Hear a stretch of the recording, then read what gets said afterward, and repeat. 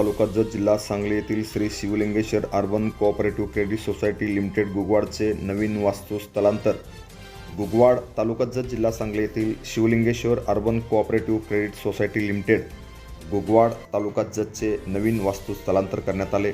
नवीन वास्तू स्थलांतरावेळी लक्ष्मीपूजन व महाप्रसादाचे आयोजन करण्यात आले होते.